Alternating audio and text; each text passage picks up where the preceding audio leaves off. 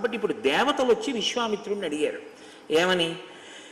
ప్రజాపతిర్భృశాశ్వస్య పుత్రాన్ సత్యపరాక్రమాన్ తపోబలభృతాన్ బ్రహ్మన్ రాఘవాయ నివేదయ పాత్రభూతశ్చతే బ్రహ్మన్ తవానుగమనే ధృతః కర్తవ్యం చ మహత్కర్మ సురాణాం రాజసూనునా. ఎంత గొప్ప మాటలు అన్నారండి. చూసారా శ్లోకంలో కర్తవ్యం ఎప్పుడూ ఆ మాటే ఉంటుంది. ఓ బ్రహ్మన్, ఓ విశ్వామిత్ర మహర్షి, నీకు భృశాశ్వు తనకి కలిగినటువంటి కుమారులు అస్త్రస్వరూపమైనటువంటి వాళ్ళు. అస్త్రములన్నిటినీ కూడా నీకు ఇచ్చేశాడు. నీ దగ్గర ఉన్నాయి అస్త్రాలు. రాముడు అస్త్ర సంపద లేనివాడు, పిల్లవాడు, ఇంకా ఏమీ తెలియదు. నువ్వు ఇచ్చిన అస్త్రాలు కొద్దున్నాయి. వాటితో ఏం చేశాడు? తాటకా సంహారం చేసి లోకాన్ని కాపాడాడు. ఇప్పుడు ఆ అస్త్రాలు మిగిలినవి నీ దగ్గర ఉండడం కన్నా నువ్వు వాటిని రామపరం చేసేసి రాముడికి ఇచ్చేసి. రాముడు నిన్ను అనువర్తించేవాడు. ఇది పట్టుకోండి బాగా, ఈ మాట పట్టుకోండి. పాత్రభూతశ్చతే బ్రహ్మన్, ఏ మాట చెప్తున్నారో చూడండి. అతను పాత్రత కలిగినటువంటి వాడు, ఇవ్వడానికి యోగ్యమైనటువంటి వాడు. ఎందుచేత? అతను స్థిర సంకల్పంతో నీకు శుశ్రూష చేస్తున్నాడు. ఇవాళ వచ్చిందని, ఇవాళ ఇచ్చావని దానితో ఒక పని చేస్తే దానివల్ల 10 మంది పొగిడితే ఈ పొగట్టలంతటికీ నా గొప్పతనమే అండవు. ఈ గొప్పతనం ఎందుకు చంపాను? విశ్వామిత్రుడు చెప్పాడు కనుక. చంపడానికి ఉపకరణం ఏది? విశ్వామిత్రుడు ఇచ్చాడు కనుక. కాబట్టి గౌరవం ఎవరిది? విశ్వామిత్రుడిది. విశ్వామిత్రుడు ఇవ్వకపోతే నా బతుకేమయ్యేది? కాబట్టి నేను ఎవరి కింకరుణ్ణి అని ఇంకా ఇంకా ఇంకా ఇంకా వంగి నమస్కారం చేస్తాడు. వాడికా ఇవ్వవలసింది? పనికిమాలిన వాడికా? పనికిమాలిన వాడికి ఇచ్చి ఎంత బాధపడుతున్నావో చూసావుగా. అది తీసేయడానికి ఈయన వెళ్ళాలి. అందుకని ఈయనకి ఇచ్చేసేయి నీ దగ్గర ఉన్న అస్త్రాలన్నీ. ఇప్పుడు మీరు పట్టుకున్నారా? దేవతలు ఎవరికి శక్తినిమ్మని ప్రార్థన చేస్తారో. నేను రామాయణ కోణంలో చూస్తే నాకు చాలా ఆశ్చర్యంగా ఉంటుంటుంది. నేను ఒకప్పుడు పుష్కరాలకు వెడితే ఒక ఆయనను 4 కొడుకులు వాదన చేసుకుంటున్నారు. నేను అనుకున్నాను ఏదో దెబ్బలాడుతున్నారులా ఉంది పాపం పెద్ద ఆయన్ని, ఇదేమిటి ఇలా దెబ్బలాడుతున్నారు పుష్కరాలకు వచ్చి అనుకున్నాను. తీరా దగ్గరికి వెళ్ళి చూస్తే 4 కొడుకులు కలిసి నాన్నగారిని నిర్బంధిస్తున్నారు. నాన్నగారండి, మేము చిన్న పిల్లలుగా ఉన్నప్పుడు మీరు ఒక ప్రాథమిక పాఠశాలలో ఉపాధ్యాయుడిగా పనిచేస్తూ మీరు ఇంత గౌరవంతో బతకండని మాకు ప్రతిరోజు సంధ్యావందనం చేస్తే తప్ప పాలు తాగనిచ్చేవారు కాదు. అంత భక్తితో బతకడం, అంత కర్తవ్యతానిష్టతో బతకడం మీరు మాకు నేర్పారు. మేము 4 పెద్దవాళ్ళం అయిపోయాం. 4 ఎంత పెద్దవాళ్ళు అయ్యారు? నేను ఆ తర్వాత వాళ్ళని పలకరిస్తే ఒక ఆయన IAS, ఒక ఆయన IPS, ఒక ఆయన పెద్ద డాక్టరు, ఒక ఆయన ఒక పెద్ద ఇంజనీరు. 4 కొడుకులు, 4 కోడళ్ళు మామగారిని అత్తగారిని ప్రాధేయపడుతున్నారు. ఏమనంటే పెద్దవాణ్ణి కాబట్టి నాది అధికారం. నాన్నగారు మీ పాదాలు ప్రతిరోజు రాత్రి వచ్చేటటువంటి సౌభాగ్యం నాకు తీసేయద్దు, నా దగ్గరే ఉండండి. తమ్ముళ్ళు 3 మరదలు, నా మిగిలినటువంటి పిల్లలు ఎన్ని మాటలైనా రానివ్వండి, నాకు సంతోషమేగా మీ గురించి వస్తే. మీరు మాత్రం అందరి దగ్గర అన్న మాట అనద్దు, నా దగ్గరే ఉండాలి నాన్నగారండి, నాకున్న ఈ అదృష్టాన్ని తీసేయద్దు. అంటే తండ్రి అంటున్నాడు మనకి ఊళ్ళో ఉన్న పెంకుటిల్లు ఎందుకు రాదు, అమ్మేసి మీ 4 ఇస్తానంటున్నాడు. పెద్దవాడిని అయిపోయాను. వాళ్ళు అన్నారు పెంకుటిల్లు అమ్మేసేయండి ఇంకొద్దు, కానీ పెంకుటిల్లు అమ్మేసేస్తాను అన్న ఆలోచనతో పాటు మేము ఒకటి చెప్తాం. మనకు అక్కడే ఓ చిన్న స్థలం ఉంది, మీరు ఆ అమ్మితే వచ్చిన డబ్బుతో పెద్ద శివలింగం మీకు ఇష్టమైంది పట్టుకురండి.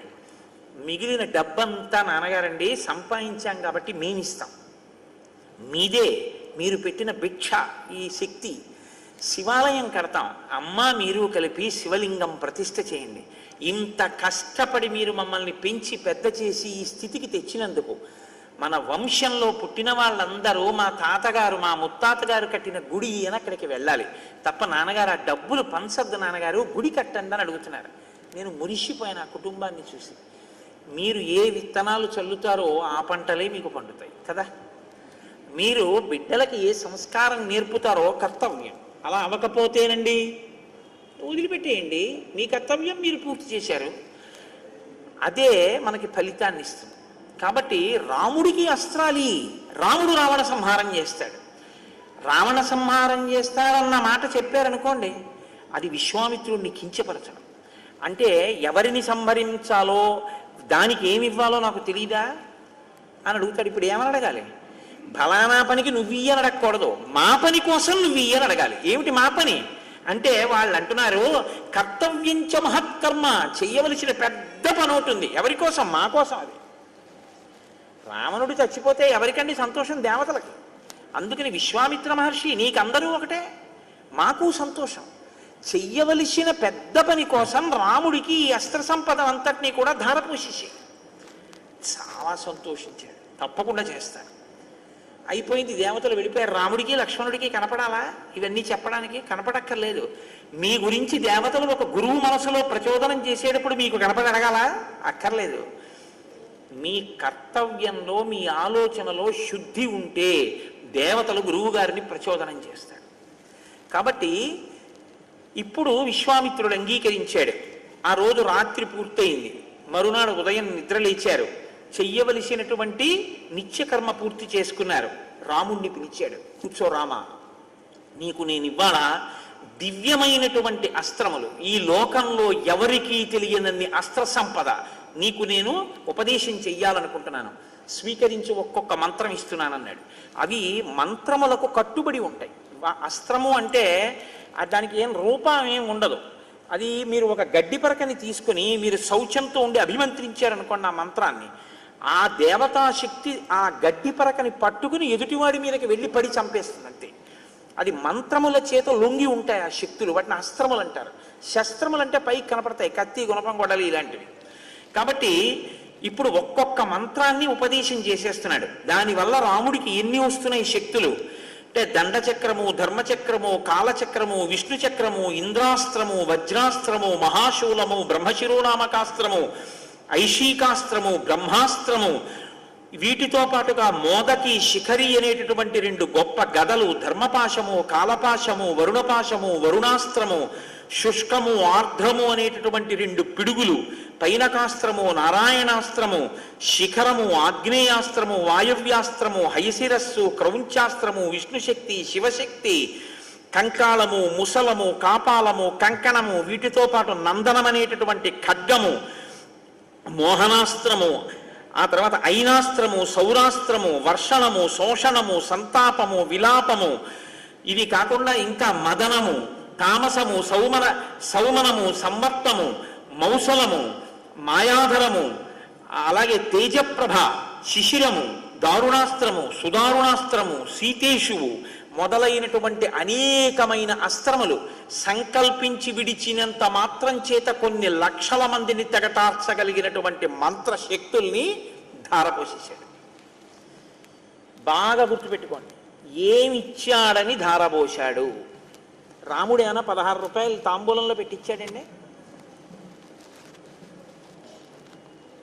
ఇవ్వగలిగిన ప్రజ్ఞ ఉన్నవాడు దేనికి ఇస్తాడంటే వినయానికి ఇస్తాడు. రెండో కోణం నేను మాట్లాడు. కాబట్టి ఎక్కడ ప్రజ్ఞ ఉంటుందో అది ఎక్కడ మళ్ళీ ప్రవాహాన్ని పొందుతుందంటే పల్లం ఉన్న చోటుకే ప్రవహిస్తుంది. ఎక్కడ వినయం ఉందో, ఎక్కడ అధికారం ఉందో అక్కడికే పంపుతారు దాన్ని. అంతేకాని ఏదో ఒకటి ఎవరికో వాళ్ళకి ఇచ్చేద్దామని చెప్పి ఇవ్వడాలు ఏమి ఉండవు. అలాగా దానికి సభలు పెట్టి టీవీలో యాడ్లు ఇచ్చి చేసేటటువంటివి కావు అవి. అవి నిజంగా గురువుగారు సంతోషంతో ఇచ్చేవి వేరుగా ఉంటాయి. కాబట్టి ఇటువంటి అస్త్ర సంపదనంతటినీ కూడా రామచంద్రమూర్తికి ధారపోసి ఎన్నో అస్త్రములను ప్రయోగించడం, ఉపసంహరించడం రెండిటినీ నేర్పాడు. ఇప్పుడు ఈ అస్త్రాలకి సంబంధించినటువంటి మంత్రముల యొక్క అధిష్టాన దేవతలు రాముడికి వశవర్తులై చుట్టూ వచ్చి నించుని నమస్కారం చేశారు. రామ, మీ ఆజ్ఞ, ఏం చేయమంటావు అని అడిగారు. మరి వెంటనే లొంగినప్పుడు అడగాలి కదండి, ఏం చేయమంటారండి అని అడగాలి కదా. ఏం చేయమంటావు అని అడిగారు. ఇక్కడ మీరు బాగా గమనించాలి. ఇన్ని రాగానే చాపల్యం ఉంటే ఒకటి సరదాగా ప్రయోగించి చూద్దాం ఎలా ఉంటుందోను అని చెప్పి ఏదో ఒకటి గుర్తు తెచ్చుకుని అలా వాడి మీద వేస్తే బాగుంటుందేమో అని చెప్పి ఓసారి వెళ్ళి అలా దాన్ని చంపిరా అని ఏ దర్భపల్లో వేశాడు అనుకోండి. వెంటనే విశ్వామిత్రుడు ఏం చేసినట్టంటే అపాత్రదానం చేసినట్టు. రాముడు అన్నాడు, మీ మీ స్వరూపాలతో మీరు పైకి కనపడకుండా నాయందే స్మరణ రూపంగా ఉండండి. నేను ఎప్పుడెప్పుడు దేని అవసరం వస్తే దాన్ని స్మరిస్తాను, అప్పుడు మీరు నా యందు ప్రకాశించి పైకొచ్చి ఉపకరించండి అన్నాడు.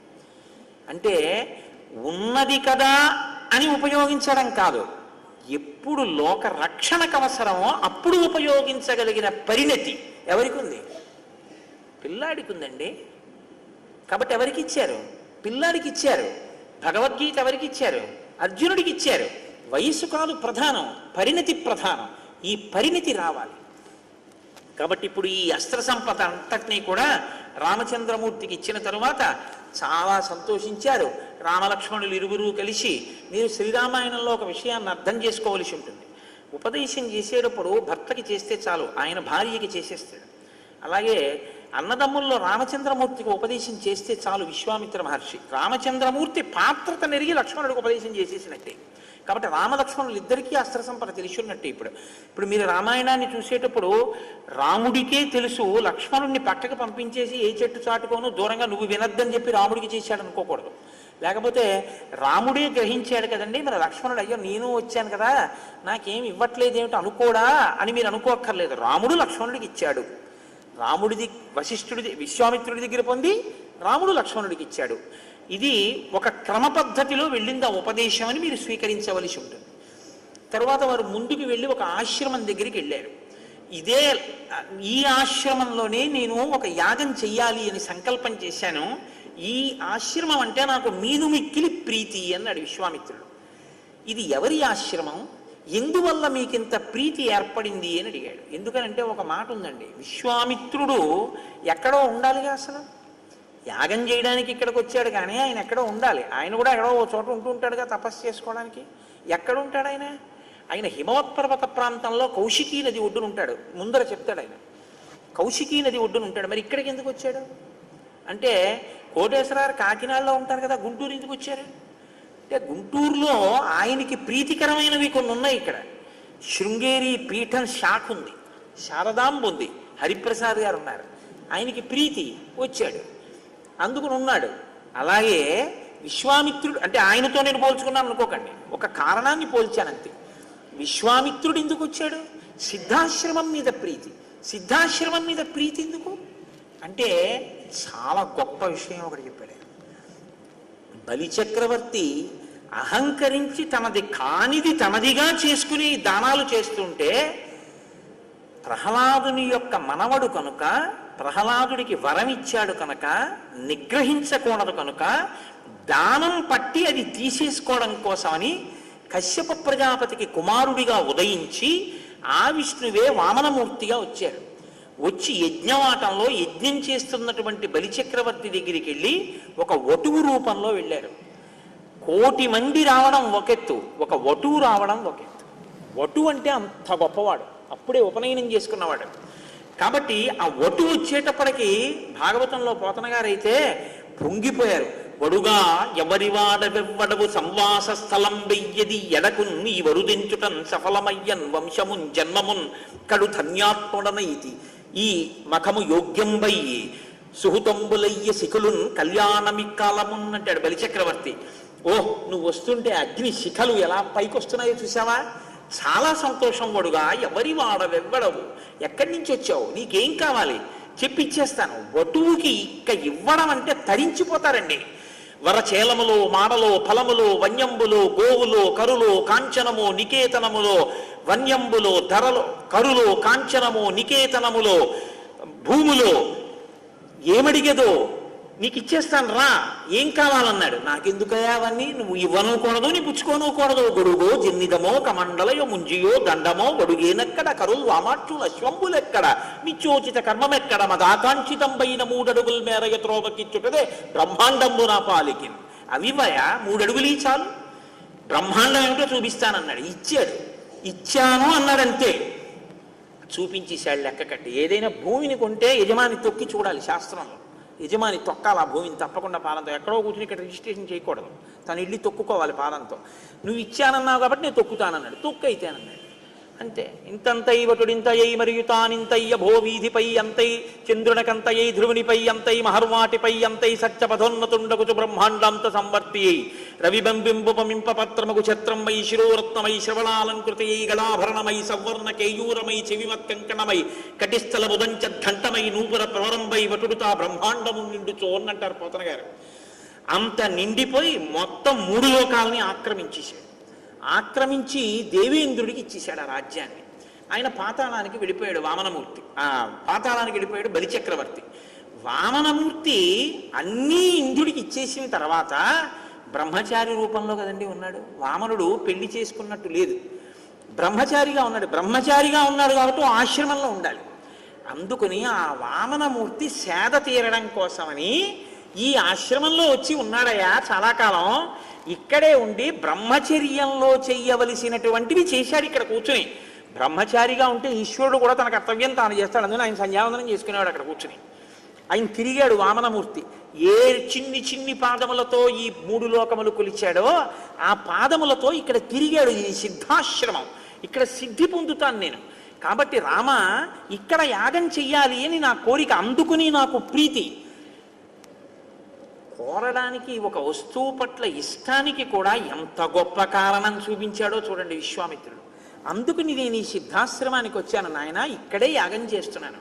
ఇక్కడ యాగం చేస్తూ ఉంటేనే రాక్షసులు వచ్చి దానికి ప్రతిబంధకాన్ని సృష్టిస్తున్నారు. కాబట్టి ఇక్కడే యాగం జరుగుతుంది. నువ్వు ఈసారి ఆ యాగము ఇబ్బంది రాకుండా రక్షించవలసిన బాధ్యత నీది. తప్పకుండా గురువుగారు అన్నాడు. విశ్వామిత్రుడు మౌనంలోకి వెళ్ళిపోయాడు. అంటే నేను ఇలా అన్నాను అని మీరేమనుకోకండి, మీరు పెద్దలు, మీ అందరికీ తెలిసేదో తెలియనట్టు అలా ఉంటారంతే, వీడి జోర్తతనం మాట్లాడిని అని. మనం చాలా పనులు చేస్తూ ఉంటాం. ఏదైనా మీరు ఒక పుణ్యకార్యాచరణము కొరకు పీటల మీద కూర్చోవడం అని ఒక మాట ఉంటుంది. కూర్చున్న తర్వాత మీరు ఎవరితో మాట్లాడతారో మీరు అప్పటి వరకు చేసినటువంటి పుణ్యకార్య ఫలితం వాళ్ళ ఖాతాలో పడిపోతుంటుంది. ఒక్క గురువుగారైతేనే మినహాయింపు, లేదా క్రతువుని దిద్దుబాటు చేయడానికి ఏదైనా దోషం జరుగుతుంటే చెయ్యొద్దని చెప్తేనే తప్ప మీరు. అందుకే పదార్థాలని సిద్ధం చేసుకోవడం అన్నది అంత జాగ్రత్తగా చేసుకుంటారు. సహాయకులను అంత జాగ్రత్తగా పెట్టుకోవాలి. అంతే పూజ చేసేటప్పుడైనా అంతే. పూజకి వెళ్ళేటప్పుడు శిష్యులు కానీ భార్య కానీ ఎందుకు అమరుస్తారంటే ఆయన ఆ రోజు ఏం చేద్దాం అనుకుంటున్నాడో దానికి కావలసినవి అక్కడ సిద్ధం అవ్వాలి. ఇంటి కోడలకి సంప్రదాయం తెలియడం అంటే అదే. మామగారు భర్త పూజ చేస్తుంటే ఏవేవి ఉండాలో అవి సిద్ధం చెయ్యాలి కోడలు. ఆ కోడలకి తెలియదు అంటే ఆ ఇంటికి మర్యాద అని ఆ అమ్మాయి తేలేదు అని గుర్తు. మీ ఇంటికి వస్తే పనిపిల్ల నాకు పాలిచ్చింది అనుకోండి, కోడలు చెప్పులు వేసుకుని తిరుగుతోంది అనుకోండి, ఇంకా ఇంకో మాట నేను వెళ్ళక్కర్లేదు అని గుర్తు. ఇంటి ఐశ్వర్యం ఎవరి మీద ఆధారపడుతుంది? కోడలు ఇంటికి వచ్చిన పెద్దల్ని సేవించడం మీద ఆధారపడుతుంది. కాబట్టి పూజ చేస్తూ మీరు అదే పనిగా సెల్ ఫోన్ పక్కనట్టుకుని మాట్లాడుతున్నారు అనుకోండి, మీరు చేసిన పూజ ఎక్కడెక్కడ ఎంత భాగం చేశారో ఆ ఫలితం వాళ్ళ ఖాతాలో వేసేస్తారు. మీరు పూజ చేసి లేచేటప్పటికీ మీకు 0, ఏమీ ఉండదు. మాట్లాడకూడదు, మౌనంగా ఉండాలి. అందుకే పూజాగృహంలోకి వెళ్ళి మళ్ళీ పూజాగృహంలోంచి బయటికి వచ్చే పర్యంతం ఓ సంకేతం ఉంటుంది. ఓ చిటిక వేశాడు అనుకోండి, అలవాటు ఉంటుంది. చిటిక వినపడింది, లేకపోతే తలుపు ఏదో ఇలా అన్నాడు అనుకోండి, అంటే ఆయనకి ఏదో అవసరం వచ్చిందనమాట. పూజలో ఏదో పదార్థం లేదు, అక్కడ మరిచిపోయారు, కాబట్టి వెంటనే మీరు రావాలి అక్కడికి. కాబట్టి అది పెద్దలైనటువంటి వారి పూజ అలా ఉంటుంది. భారతీ తీర్థస్వామి వారు అభిషేకం చేస్తుంటారు, ఎప్పుడైనా మాట్లాడతారేమో చూడండి. కూర్చున్నారంటే అయిపోయే పర్యంతం మధ్య మధ్యలో ధారాపాత్రలో నీళ్లు పోసి ఇలా చూస్తారు తప్ప, ధారాపాత్రలో నీళ్లు పోసాను శివలింగం మీద పడుతున్నాయి కదా అని ఎవరినో పిలిచి కాసేపు వాడితో మాట్లాడి మళ్ళీ నీళ్లు పోసి అలా చేయరు. మౌన దీక్ష తీసుకుంటూ ఉంటారు ప్రత్యేకం. అందుకని విశ్వామిత్రుడు మౌనంలోకి వెళ్తున్నాడు. రామాయణం నేను అందుకే మీకు చెప్పింది, రామాయణంలో ప్రతి చిన్న విషయాన్ని చెప్తూ ఉంటారు. విశ్వామిత్రుడు మౌనంలోకి వెళ్తున్నాడు, మునులు రాముడికి చెప్పారు. రాముడు పరిగెత్తుకొచ్చి అడిగాడు, నిద్రపోలేదు, పరుగు పరుగున వచ్చి మిగిలిన మునుల దగ్గరికి, ఏమండి ఎప్పుడు మొదలవుతుందండి, ఎన్నాళ్ళు ఉంటుందండి, ఎన్ని రాత్రులు ఉంటుంది, ఎన్ని పగళ్ళు ఉంటుంది, మహర్షి ఎంతసేపు కూర్చుంటారు, నేను ఎంతసేపు దీనికి సిద్ధంగా ఉండాలి, 7 రాత్రులు 7 పగళ్ళు జరుగుతుంది, ఎప్పుడైనా రావచ్చు రాక్షసులు, కాబట్టి నువ్వు 7 రాత్రులు 7 పగళ్ళు నిద్రపోకూడదు, కూర్చోకూడదు, నిలబడే యాగశాల చుట్టూ తిరుగుతూ ఉండాలి. పైనుంచి రావచ్చు, కింద నుంచి రావచ్చు, పక్క నుంచి రావచ్చు.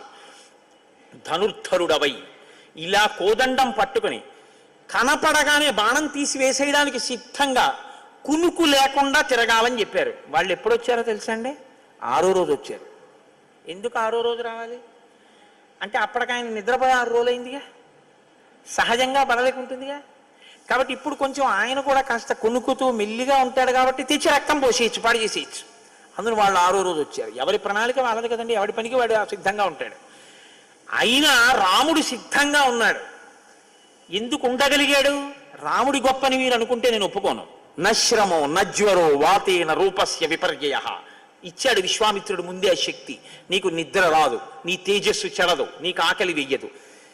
ఏది రక్షించడానికి కావలసిన సంభారం అవసరమో దాన్ని ముందే విశ్వామిత్రుడు ఇచ్చాడు. నీ గురువుకి తెలుసు నీకేది ఇవ్వాలో, నువ్వు అడగద్దు గురువుని. చంద్రశేఖర భారతీ స్వామి వారి దగ్గరికి ఒక హైకోర్టు జడ్జి గారు వచ్చి నాకు ఫలానా మంత్రం ఇవ్వండి అన్నారు.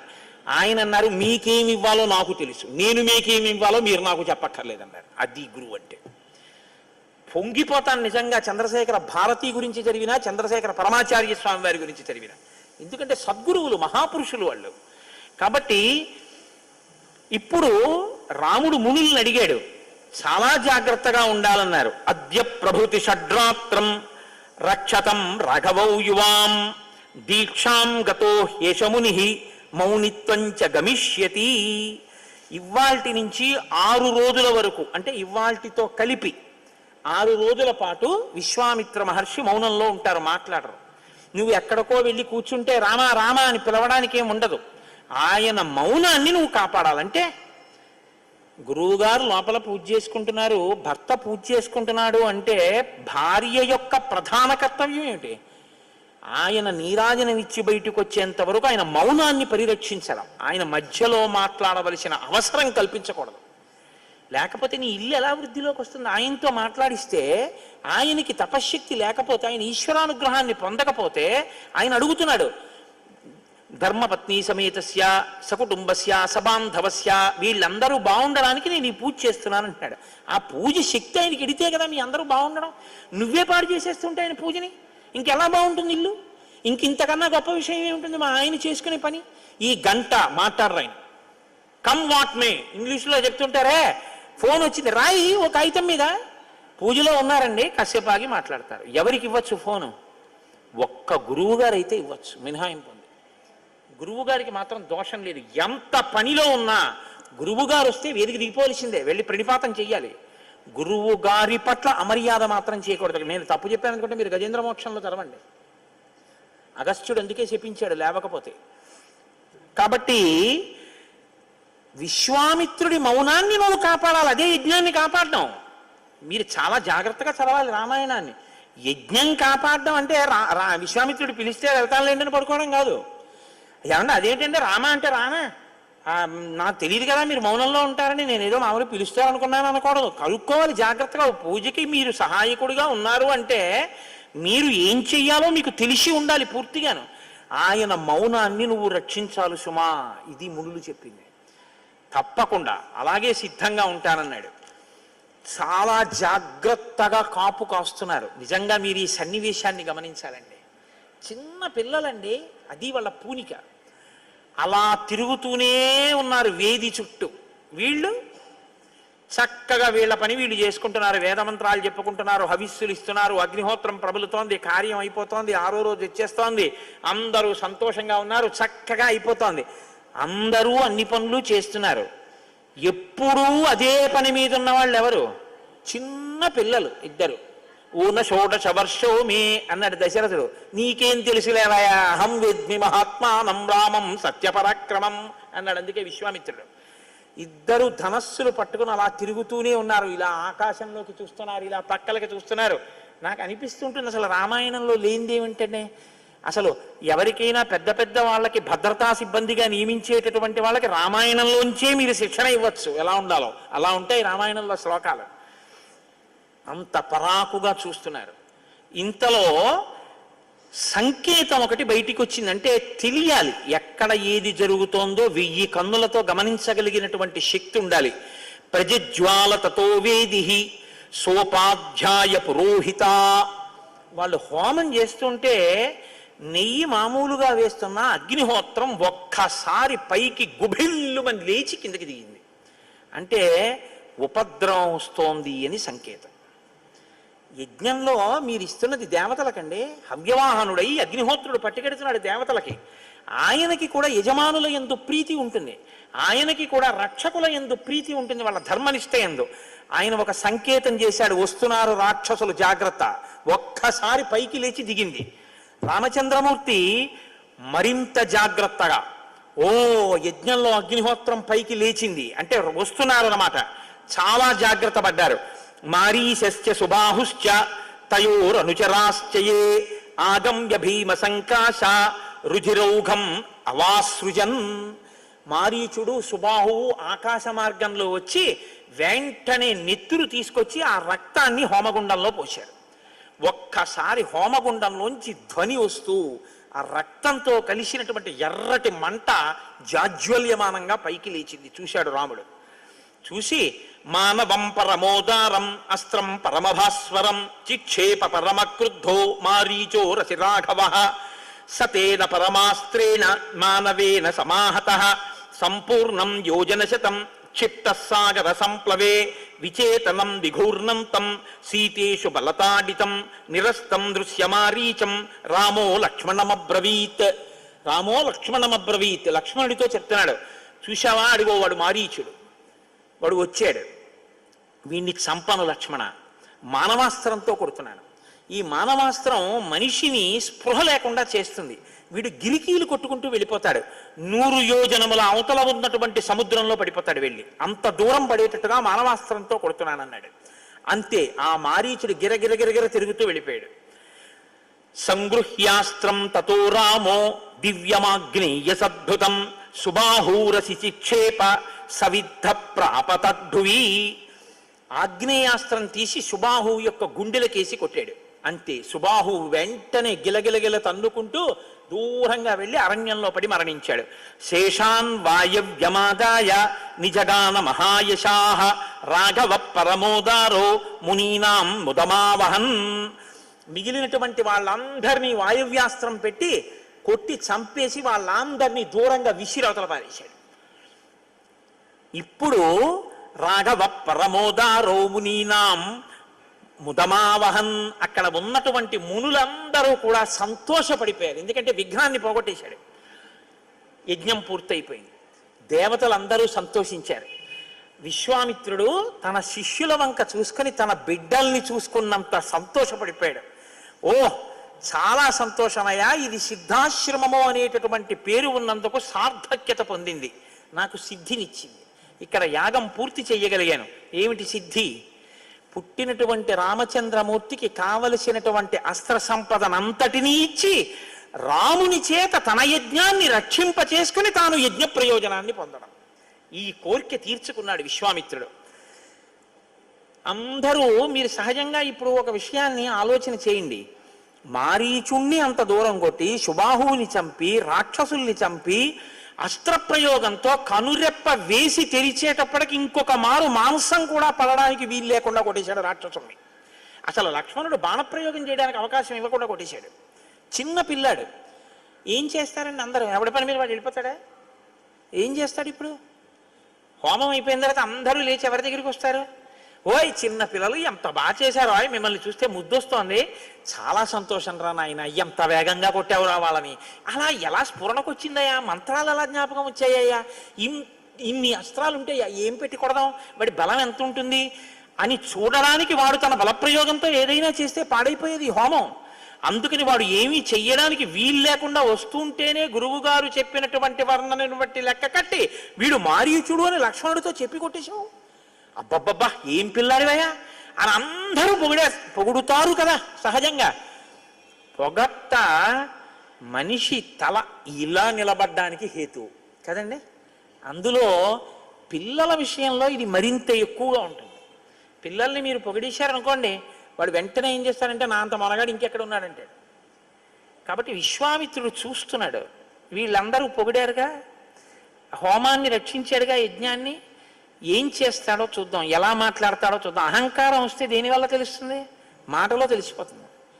గురువు గారిని రామకృష్ణ పరమహంస ఓ మాట చెప్తుండేవారు. ఓసారి ఆయన గంగానది దాటుతున్నారు పడవలో.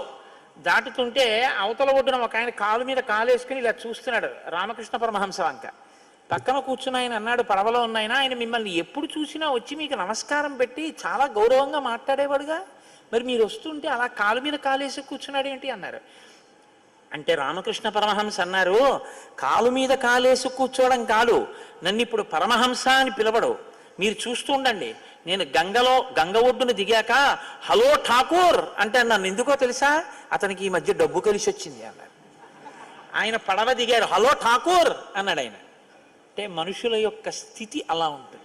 ఏదైనా కలిసి వస్తే ఏ మహాపురుషుడి యొక్క అనుగ్రహమో మరిచిపోయి తల ఇలా పైకి లేస్తుంది. అందులో పిల్లలకి ఏం తెలుసండి, యుక్తాయుక్త విచక్షణ. చూస్తున్నాడు విశ్వామిత్రుడు. ఓసారి ఆ పిల్లల్ని రమ్మను అన్నాడు. ఇప్పుడు వచ్చి ఏం గురుగారు ఏంటి సంగతి, అది అయిపోయింది, ఇంకేమన్నా నెక్స్ట్ ఇంకేమన్నా కొట్టాలా అని అడిగాడు అనుకోండి, ఓహో చాలా ఎదిగిపోయావు రోయ్ అనుకోవాలి గురువుగారు కదా. వాళ్ళన్నారు, ఇద్దరు వచ్చి చేతులు కట్టుకుని నిలబడి, ఇమౌ స్మము నిషార్దూల కింకరౌ సముపస్థితౌ ఆజ్ఞాపయ యథేష్టం వై శాసనం కరవామకిం. గురువుగారు, ఇమౌస్మము నిషార్దూల, మునులలో మహోత్తమైన వాడా, కింకరౌ సముపస్థితౌ, మీ దగ్గర నిలబడిన వాళ్ళు ఎవరో తెలుసా, మీ కింకరులు నిలబడ్డారని గుర్తించండి. కింకరులంటే ఆ పని నేను చెయ్యడమా, పని నేను చెయ్యకపోవడమా అని ఆలోచించకుండా ఈ పని చెయ్యడం వల్ల గురువు గారికి సంతోషం కలుగుతుందని ఆలోచించినంత మాత్రం చేత ఆ పనిని చేసేసి దాని వలన సంతోషం పొందేయడమే. శంకర భగవత్పాదుల వారికి భంగధర వ్యాధి వచ్చింది. ఆయన ఇలా కూర్చుంటే ఒక పావుగంట ఆయన యొక్క పృష్ఠభాగంలోంచి కారిపోయిన నెత్తుటి చేత ఆయన కట్టుకున్న కాషాయ వస్త్రం ముద్దయిపోయేది రక్తంతో. ఆయన వెంటనే లేచి ఆ వస్త్రం విడిచిపెట్టి ఇంకో స్నానం చేసి ఇంకో వస్త్రం కట్టుకునేవారు. హస్తామలకాచార్యులు, తోటకాచార్యులు వారికి పని ఏమిటంటే ఈ బట్ట పట్టుకెళ్ళడం, ఉతకడం, ఆరేయడం అంతే. ఇప్పుడు గురువుగారి నెత్తుటి బట్టలు రోజు పట్టుకెళ్ళి నేను జాడించడం ఏంటి, నేను ఆరేయడం ఏంటి, ఎంత శుశ్రూషకైనా అర్థం బద్దం ఉంటుంది ఏమిటి, నేను పట్టుకెళ్ళి ఆ బట్టలన్నీ ఆరేయడం ఏమిటి అని అనుకున్నారనుకోండి, శంకరాచార్యులు వారు అనుగ్రహించవలసిన పని లేదు. తోటకాచార్యులు వారు సహజంగా తెలివైన వారేం కాదు, పద్మపాదాచార్యులు వారు బాగా తెలివైన ఆయన ఒకసారి పాఠం చెప్పేటప్పుడు శంకరాచార్యులు వారు తోటకాచార్యులు వారు రాలేదని ఆగారు. తోటకాష్టకంతో శంకర భగవత్పాదుల ముందు భూమిని ముట్టుకుని నమస్కారం చేసి అష్టకం చేస్తూ ఉంటాం. కాబట్టి గురువు వినయానికి లొంగిపోతాడు. కాబట్టి ఎలా మాట్లాడుతున్నాడో చూడండి రాముడు. ఇమౌస్మము నిషార్దూల కింకరౌ సముపస్థితౌ ఆజ్ఞాపయ యథేచ్ఛం వై శాసనం కరవామకిం. ఈ పని చెప్పడమా, ఈ పని చెప్పకపోవడమా అన్న ఆలోచన ఎప్పుడూ రానివ్వద్దు మీ కింకరులం. యథేచ్ఛం వై, మీ ఇష్టం వచ్చినట్టు ఆజ్ఞాపించండి. శాసనం కరవామకిం, మీరు ఒకటి చెప్పాక అది అలా చెయ్యాలంటారా, అండం ఉండదు. ఇంకా అది శాసనం. మాకు శాసనం చేసేవాడు ప్రభువు, తాను రాజకుమారుడు, తానంటున్నాడు మీది మాకు శాసనం. ఇది గురుభక్తి అంటే. శ్రీరామాయణం మనకి గురుభక్తిని నేర్పుతుందండి. ఒక గురువుగారి దగ్గరికి వెళ్ళడం అంటే, ఒక గురువుగారి దగ్గర నిలబడడం అంటే, ఒక గురువుగారితో మాట్లాడడం అంటే, గురువు శక్తిని తెలుసుకోవడం అంటే, రామాయణం మీకు జీర్ణమైతే మీ స్థితి మారిపోతుంది. అంత గొప్పగా మాట్లాడుతుంది రామాయణం. అందుకే రామచంద్రమూర్తి అంటే రాశీభూతమైనటువంటి వినయం.